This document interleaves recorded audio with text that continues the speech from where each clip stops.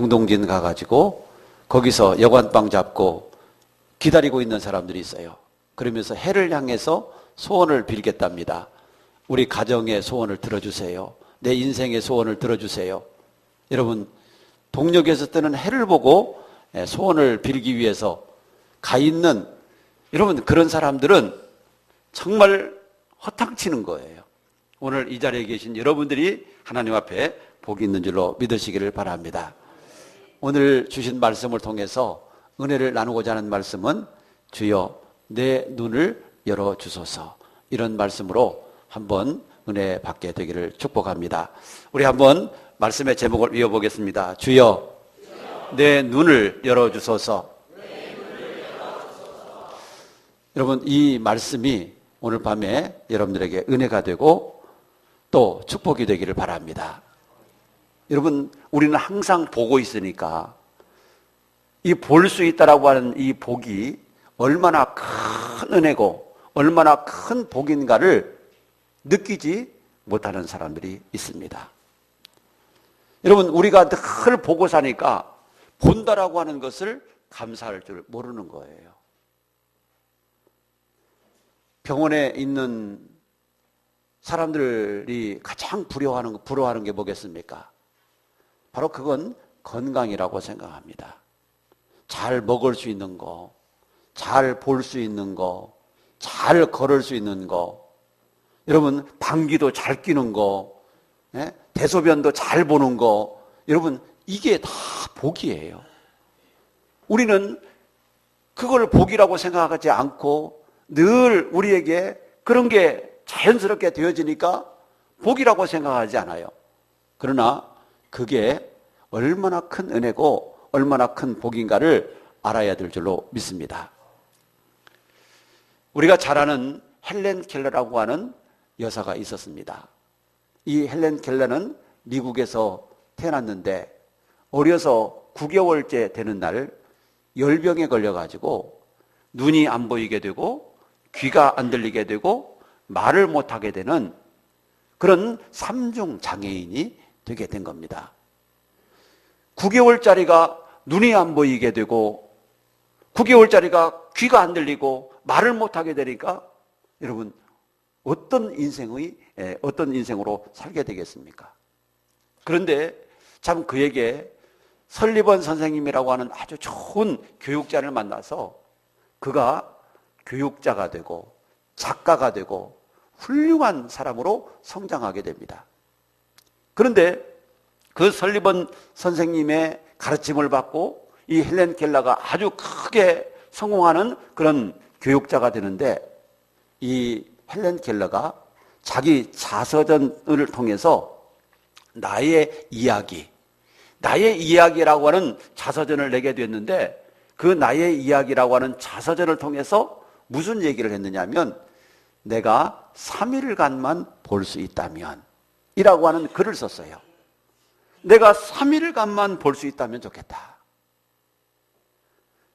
그래서 하나님이 나에게 특별한 은혜를 주셔서 내가 사흘간만 볼 수 있다라고 한다면 첫째 날은 내가 설리번 선생님의 얼굴을 보고 싶다.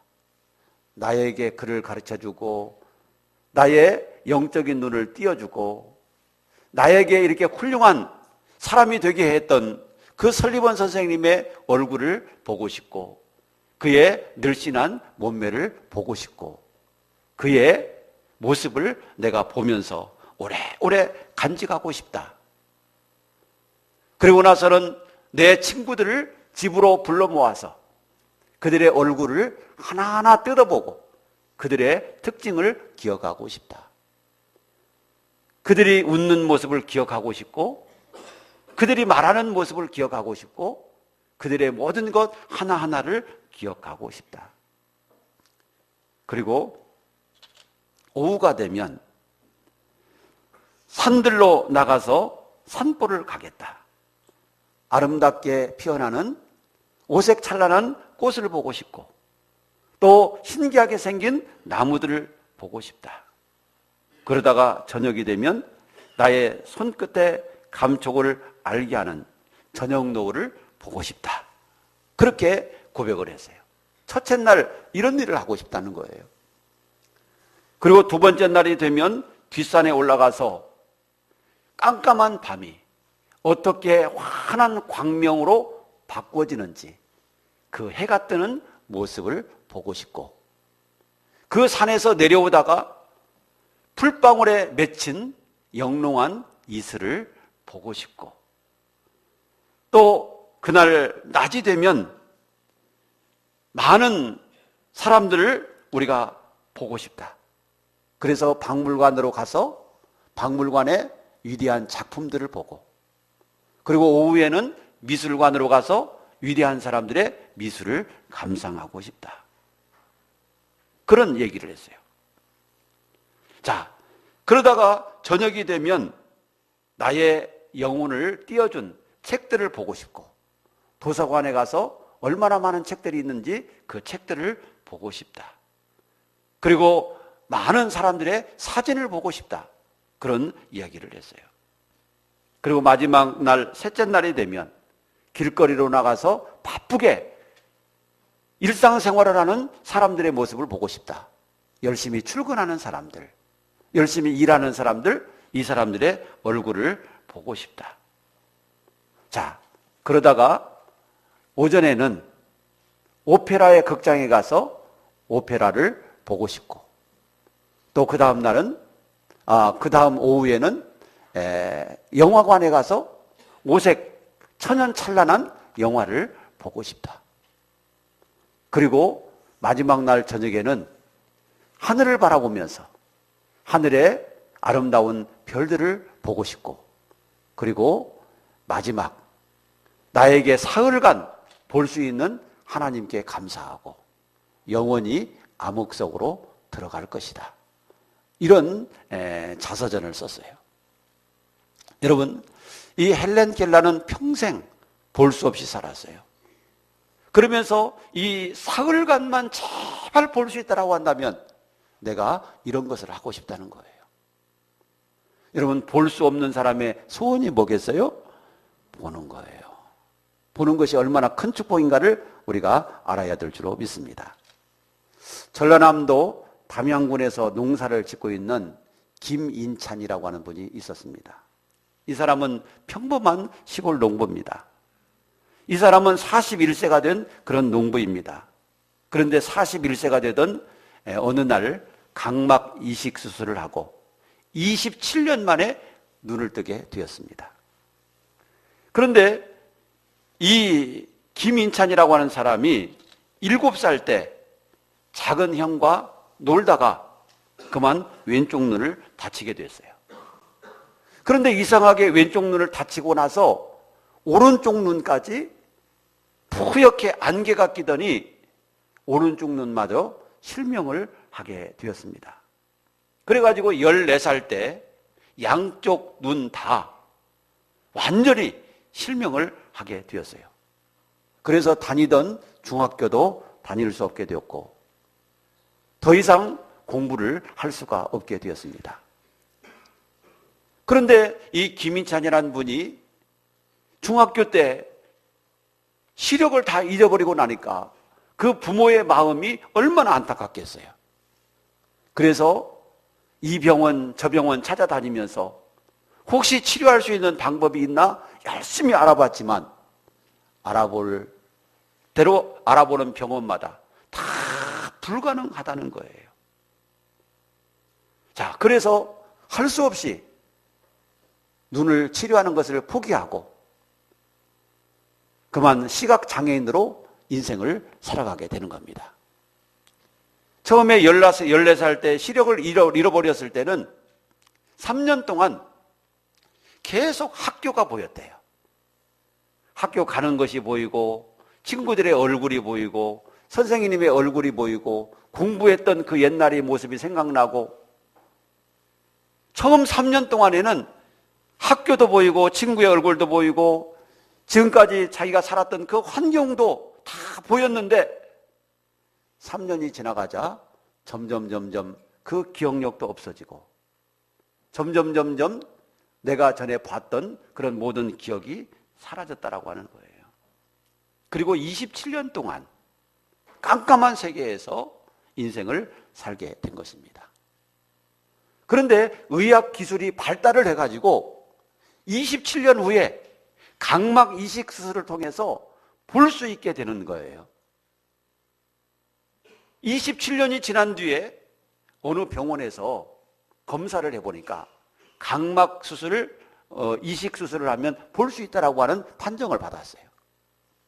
그래서 각막 이식 수술을 하기로 하고 병원에 입원을 하게 되고 각막 이식 수술을 이제 하게 되는데, 자, 각막 이식 수술을 다 하고 나서 마지막 붕대를 푸는 날, 자, 그가 제일로 먼저 보게 된 것이 뭐냐면 바로 환한 빛이 보이기 시작했고 아내의 얼굴이 보이기 시작했고 두 자녀의 얼굴이 보이기 시작했어요. 그래서 제일로 먼저 그 김인찬 씨가 외치게 된 이야기가 뭐냐면 자기 아내의 얼굴을 보면서 고아, 참 고아, 참 고아, 그 얘기를 했다는 거예요. 참 곱다. 자기 아내의 얼굴이 어떻게 생겼는지도 모르고 살았던 거예요. 자녀의 얼굴이 어떻게 생겼는지도 모르고 살았던 거예요.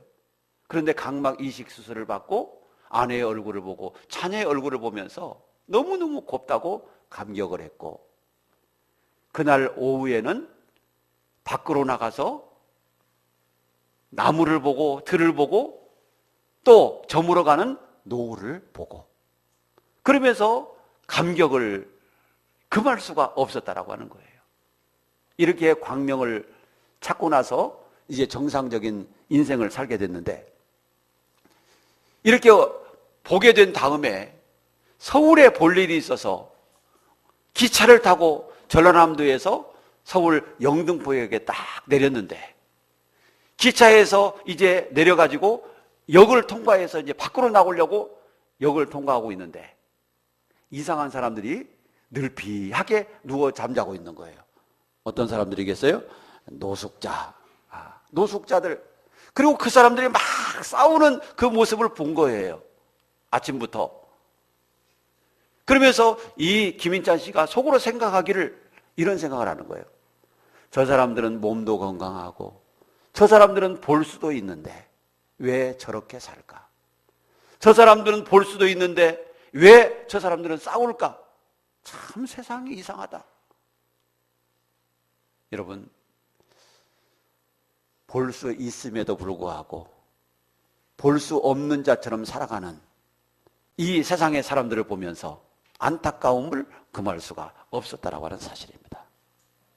사랑하는 여러분, 우리는 볼 수 있다라고 하는 것이 얼마나 큰 축복임을 알아야 될 줄로 믿습니다. 그런데 눈을 뜨고 이 세상에 있는 모든 만물을 다 보면서 볼 수 없는 자로 살아가는 사람들이 세상에는 너무 많이 있습니다.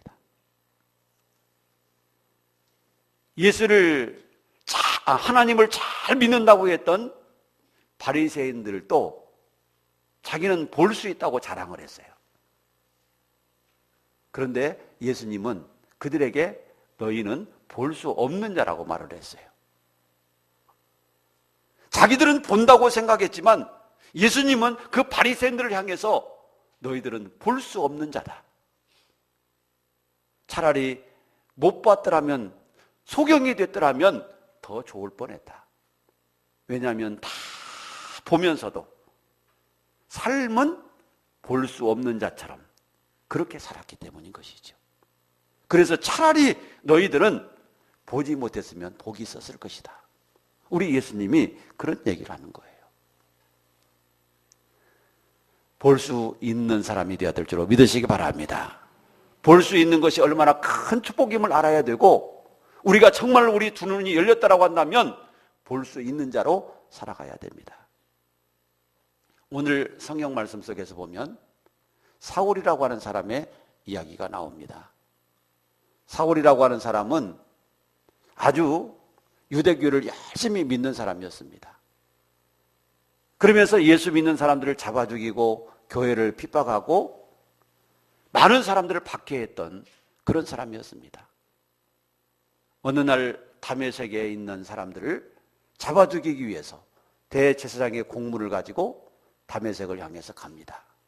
그러다가 다메섹 도상에서 빛으로 강하게 나타나신 예수님을 만나게 됩니다. 그리고 그 순간 그 사울의 눈은 볼 수가 없었어요. 아무것도 보이지 않았습니다. 깜깜한 밤이었습니다. 그래서 스스로는 길을 찾지 못했고 옆에 있는 사람들의 도움을 받아서 다메섹 시내로 들어가서 어느 한 집에 기거하고 있었던 겁니다.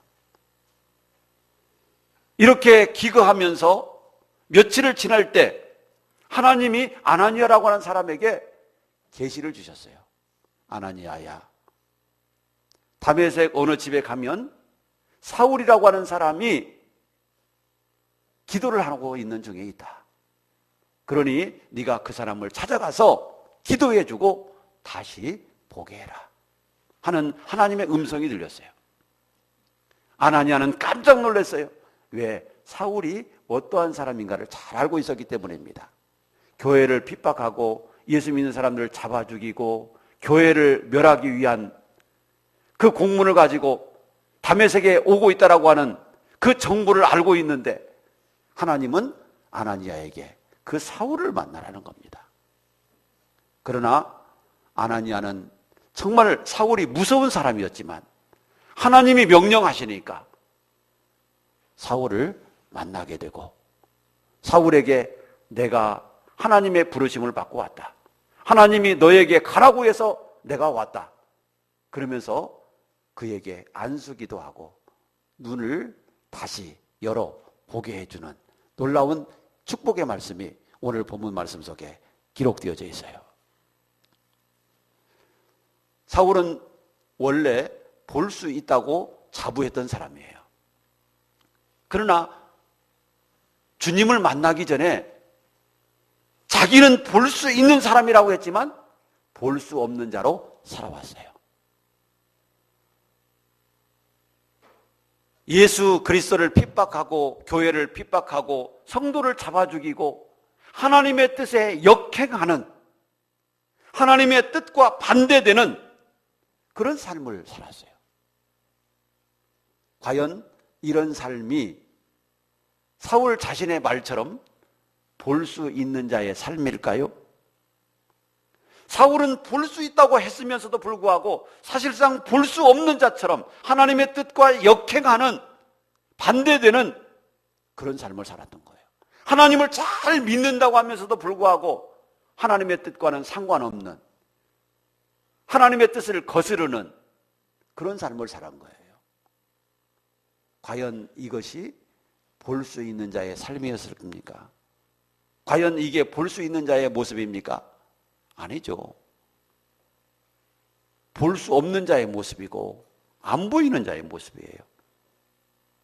자, 그런데 아나니아가 눈을 열어 보게 하고 다메섹 도상에서 빛 대신 예수님을 만난 뒤에 사울의 눈이 열리게 된 겁니다. 그런데 육적인 눈만 열리게 된 게 아니라 영적인 눈도 열리게 된 겁니다. 영적인 눈이 열리게 된 거예요. 이게 복음을 믿으시기를 바랍니다. 영안이 열리지 않고 볼 수 없다라고 하는 것은 참으로 안타까운 일이 아닐 수가 없어요. 우리가 구약성경에서 보면 롯이라고 하는 인물을 만날 수가 있어요. 이 롯이라고 하는 인물은 정말 모든 세상을 볼 수 있는 자로 자기는 생각을 했어요. 그러나 그는 볼 수 없는 자였어요. 왜냐하면 그가 아브라함과 헤어져서 땅을 선택하는 것을 보면 그는 볼 수 없는 자예요. 그가 선택한 땅은 어떤 땅이었습니까? 요단강가 넓은 평야, 초목이 무성하고 물이 넉넉하고 마치 겉보기에는 여호와의 동산과 같은 그런 곳이었지만 그 뒤에는 소돔과 고모라와 같은 죄악이 숨어 있었고 하나님이 심판하실 수밖에 없는 죄로 물든 그런 곳이었어요. 그런데 롯은 그런 죄악의 모습은 하나도 볼 수 없었고, 그는 겉모습만 보는, 아름다운 환경만 보는, 정말 영적인 것은 볼 수 없는 그런 사람이었어요. 그래서 결국 소돔과 고모라 땅을 선택했고 거기로 이사를 갔지만 결과는 어떻게 되었습니까? 소돔과 고모라가 멸망할 때 완전히 그도 망해가지고 나왔어요. 아브라함 덕분에 겨우 목숨은 구했지만 아무것도 들고 나오지 못했어요. 빈몸으로 빠져나오기에 급급해서 도망치듯 그는 자기 몸만 간신히 두 딸의 손을 붙잡고 간신히 도망쳐 나오게 됐던 것이죠. 왜 롯이 이렇게 망할 수밖에 없었습니까? 자기는 잘 본다고 생각했지만 그는 볼 수 있는 눈이 없었던 거예요. 죄악의 모습을 볼 수 없었고 하나님의 뜻이 뭔가를 볼 수 없었고 하나님의 계획이 뭔가를 볼 수 없었어요. 그렇기 때문에 그는 실패한 삶을 살 수밖에 없었던 겁니다. 또 우리가 잘 아는 엘리사의 종 게하시, 여러분 그 사람도 볼 수 없는 사람이었어요. 아람 나라 군대들이 엘리사를 잡기 위해서 도단성을 포위하고 겹겹이 포위했는데 게하시가 그 모습을 보고 걱정을 하죠. 큰일 났습니다, 선생님. 지금 아람 군대가 선생님을 잡기 위해서 겹겹이 포위하고 있는데 어찌하면 좋겠습니까? 그런데 엘리사는 하나도 걱정을 안 합니다. 이 게하시, 엘리사의 종은 걱정이 돼 죽겠는데 엘리사는 하나도 걱정을 안 하는 거예요. 여러분, 게하시가 본 것은 아람 나라 군대였고 엘리사가 본 것은 하나님의 군대였어요. 그런데 여러분, 육신의 눈은 떴지만 영적인 눈을 뜰 수 없어서 하나님의 군대를 보지 못했던 이 게하시는 걱정이 태산인 것이죠. 왜? 자기들을 지켜주고 있던 하나님의 군대를 보지 못하고 있기 때문에 그렇습니다. 육신의 눈은 떠서 적군은 보고 아람 나라 군대는 봤지만 자기를 지켜주고 있는 하나님의 군대는 그가 볼 수가 없었던 거예요. 왜요? 영적인 눈이 열리지 않아서 그래요.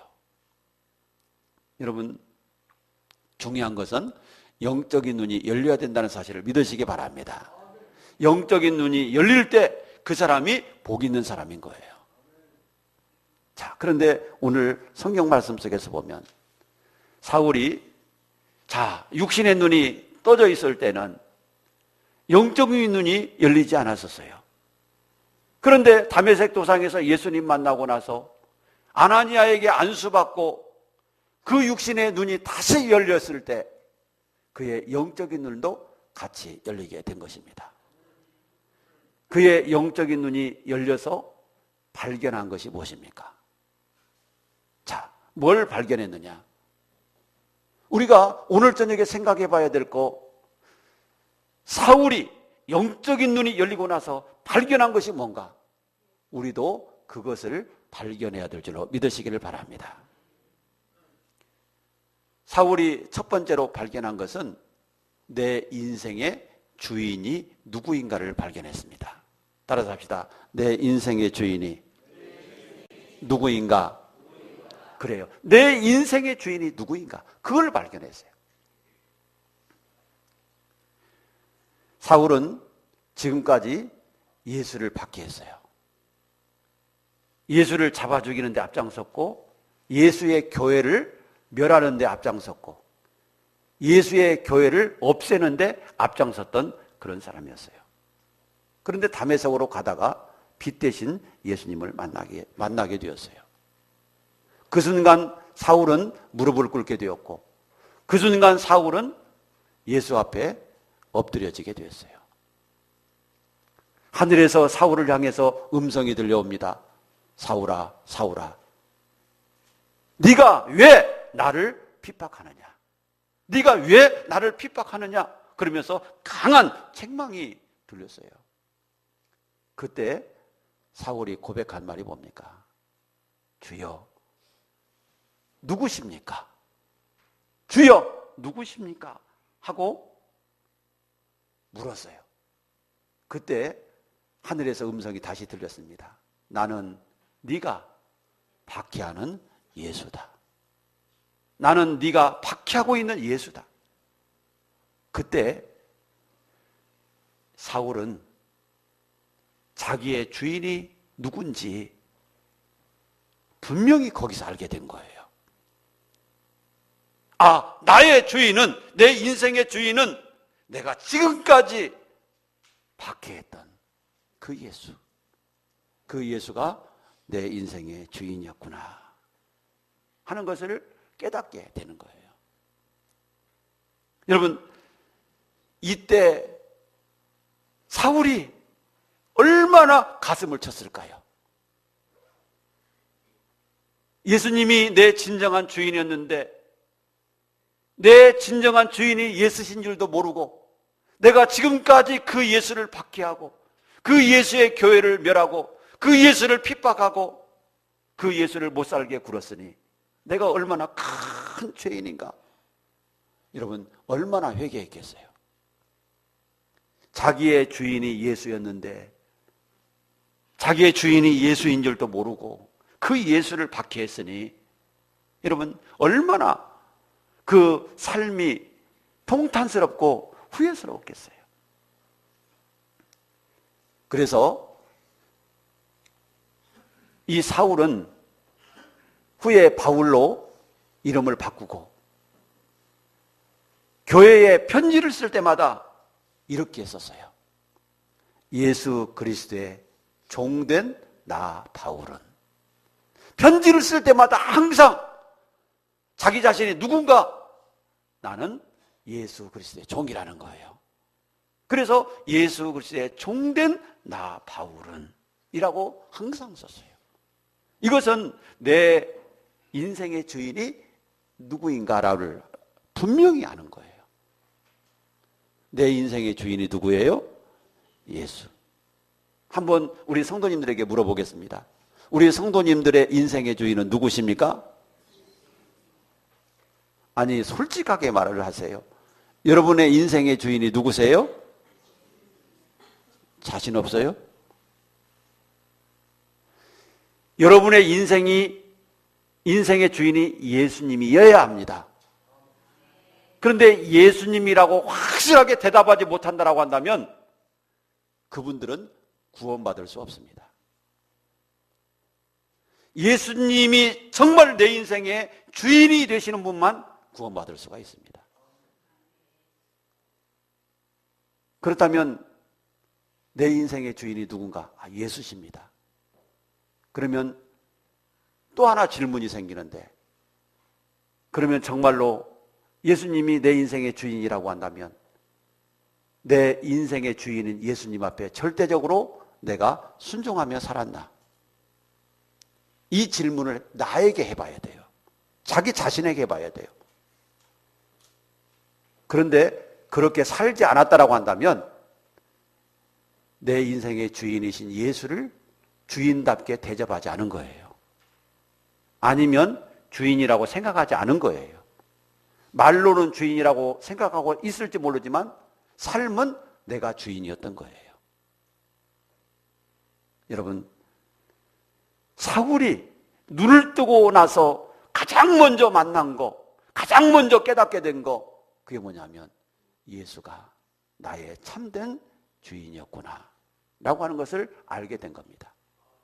여러분, 내 눈이 열렸습니까? 내 눈이 분명히 열렸습니까? 내 눈이 분명히 열렸다고 한다면 우리도 뭘 알아야 되겠습니까? 예수가 나의 주인이구나 라고 하는 것을 아셔야 될 줄로 믿으시기 바랍니다. 여러분의 생명이 어디에서부터 왔어요? 여러분들의 생명이 누구로부터 왔어요? 아, 우리 어머니가 낳아주셨지. 그 어머니는 어디서 오셨어요? 그 어머니가 나셨겠지. 그 어머니는 어디서 오셨어요? 그 어머니가 나셨겠지. 여러분, 끝까지 올라가면 누가 나와요? 하나님이 나오는 거예요. 우리의 생명은 하나님으로부터 왔어요. 그분이 내 생명의 진정한 주인임을 기억하시기를 바랍니다. 바울은 눈이 열리고 나서 제일로 먼저 만난 게 바로 내 인생의 주인이 누군가 라고 하는 거예요. 어느 선교사님의 고백이 있어요. 어느 선교사님의 고백이 있는데 그 선교사님에게 자기가 제일로 두려운 게 있대요. 자기가 제일로 두려운 게 있는데 자기가 제일로 두려워하는 것은 돈이 없는 것도 아니고 건강에 이상이 문제가 있는 것도 아니고 명예가 없어지는 것도 아니고 사람이 없는 것도 아니라는 거예요. 자기가 제일로 두려워하는 거 한 가지가 있는데 그것은 주님의 임재를 느끼지 못하고 있을 때 그것이 제일로 두렵다는 거예요. 여러분들은 뭐가 제일로 두려워요? 돈이 없는 것이 두려워요? 건강을 잊어버리는 것이 두려워요? 아니면 명예가 없어지는 것이 두려워요? 뭐가 두려워요? 이 선교사님이 제일로 두려워하는 거, 주님의 임재를 느끼지 못하게 될 때.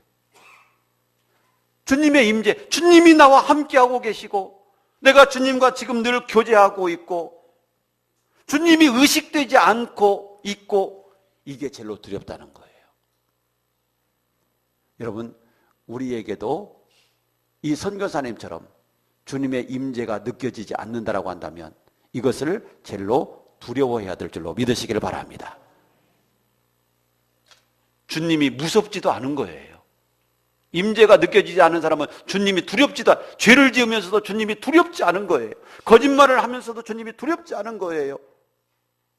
믿음 생활을 제대로 안 하면서도 주님이 두렵지 않은 거예요. 기도 안 하면서도 하나 양심의 가책도 없는 거예요. 왜 그렇게 살아요? 주님의 임재를 느끼지 못하기 때문에 그래요. 말로는 주님의 임재를 느낀다고 하지만 안 그래요. 주님의 임재를 정말 느낀다라고 한다면 그렇게 못 사는 거예요. 그렇게 살 수가 없어요. 여러분, 내 안에 주님이 계시고 그 주님이 진정 내 인생의 주인이라는 것을 우리가 깨닫게 되기를 축복합니다. 그게 내 눈이 열리는 거예요.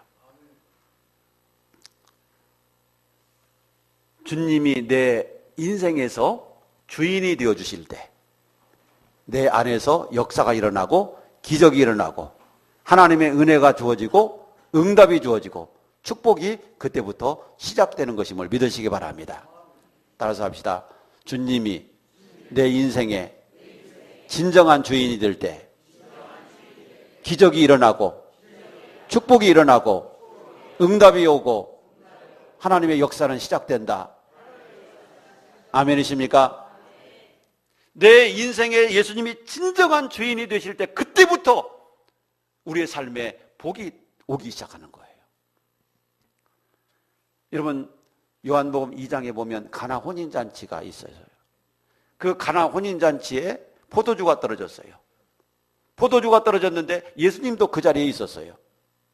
그런데 예수님이 손님으로 계실 때는 가만히 계셨어요. 역사하지 않았어요. 그러나 예수님의 어머니가 와서 포도주가 떨어졌습니다. 예수님이 좀 해결해 주세요. 그러면서 종들에게 예수님이 무슨 말씀을 하시든지 그대로 해라. 명령하고 갔을 때 예수님이 주인으로 이제 그 가정 속에 개입하기 시작하는 거예요. 종들에게 명령을 하죠. 물을 퍼부으라고. 떠다 주라고 명령을 하죠. 떠다 주었어요. 그럴 때 기적이 일어나게 됐어요. 여러분, 예수님이 손님으로 계실 때는 아무 일도 할 수가 없어요. 예수님이 주인으로 역사하실 때 그때부터 주님이 일하시기 시작하는 거예요. 왜? 손님은 일해야 될 이유가 없는 거예요. 왜 손님이 일을 해야 돼요? 일은 누가 해야 돼요? 주인이 하는 거죠. 여러분, 우리도 마찬가지예요. 예수님이 내 안에 손님으로 와 계시게 하면 안 돼요. 그러면 예수님이 내 안에서 일하실 이유가 없는 거예요. 일하실 필요가 없어요. 주인이 아닌데요, 뭐. 그런데 예수님이 내 안에 진정한 주인이 되어 주실 때 그때부터 내 안에서 주님이 일하시기 시작한다는 것을 믿으시기 바랍니다. 그래서 내 안에서 진정으로 예수님이 주인 되어야 역사가 일어나고 기적이 일어나고 응답이 시작되고 복이 시작되는 것을 믿으시기 바랍니다. 주인을 손님처럼 모시지 마세요. 여러분들이 어느 집에 손님으로 가보신 적이 있으세요?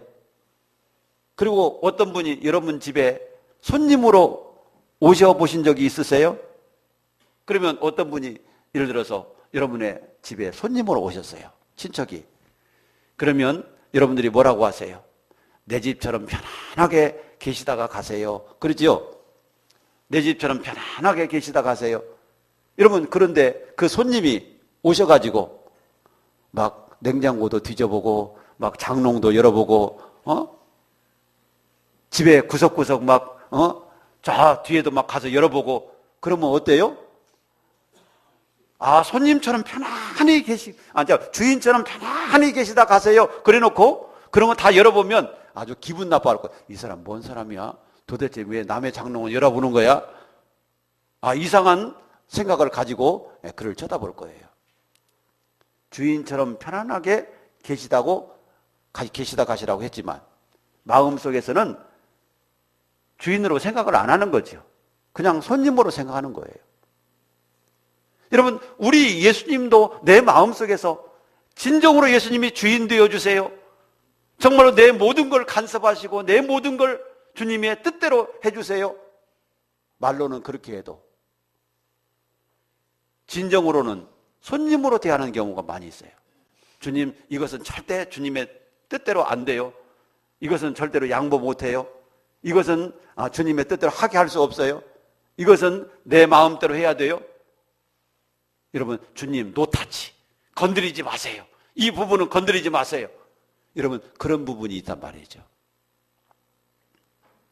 이러면 주님이 역사하실 수가 없어요. 우리는 하나님 앞에 은혜 달라고 하지만 하나님이 은혜 주실 수가 없어요. 예수님이 내 안에서 진정한 주인 되게 하셔야 될 줄로 믿으시기 바랍니다.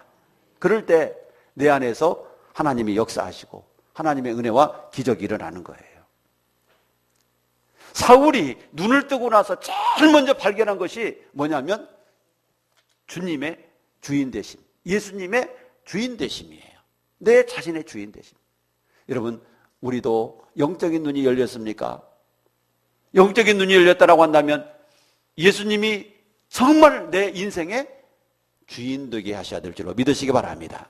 그래서 다 주인의 뜻대로 하세요. 나는 주인의 종이에요. 주인이 시키는 대로 할게요. 여러분, 이런 자세가 돼야 되는 겁니다. 이게 영적인 눈이 열린 사람이고, 이렇게 정말로 주님이 내 안에서 주인 되어 주실 때 주인이 이제 그때부터 내 안에서 일하기 시작하고 우리의 삶 속에서 일하기 시작하고 주인이 일하기 시작하니까 내가 잘 되고 내가 복이 되게 되는 것을 믿으시기 바랍니다. 문제가 생겼다라고 한다면 내가 지금까지 주인으로 됐기 때문에 문제가 있는 거예요. 이제부터는 우리가 주인이 아니라 예수님이 진정한 주인 되게 하시기를 주의 이름으로 축복합니다. 두 번째로 사울의 눈을 뜨고 나서 발견한 두 번째 것은 뭘 발견했느냐면 진정한 사명이 뭔가를 발견했어요. 자기 자신의 사명이 뭔가, 그걸 발견했는데 사도행전 20장 24절에 보니까 내가 달려갈 길과 주 예수께 받은 사명 곧 하나님의 은혜의 복음을 증언하는 일을 마치려 하면은 나의 생명조차 조금도 귀한 것으로 여기지 아니하노라. 빌립보서 1장 20절에 보면 나의 간절한 기대와 소망을 따라 아무 일에든지 부끄러워하지 아니하고 지금도 전과 같이 온전히 담대하여 살든지 죽든지 내 몸에서 그리스도가 존귀히 되게 하려 하나니.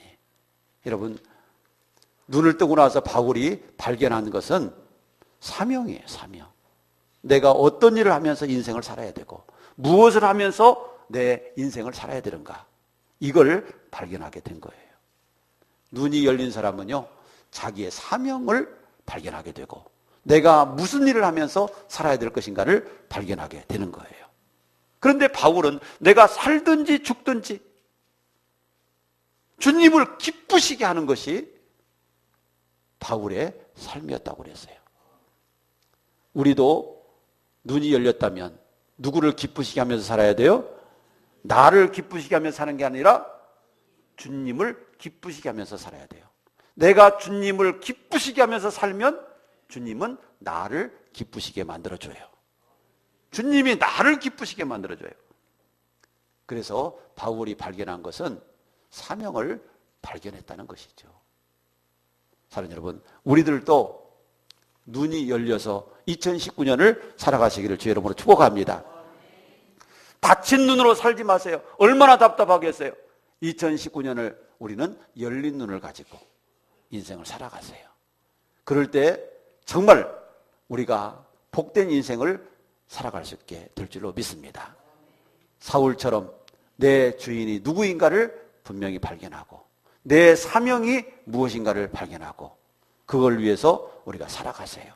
그러면 주님이 우리 안에서 주인 되어서 우리의 삶을 인도해 주시고 우리에게 기쁨을 안겨주실 줄로 믿습니다.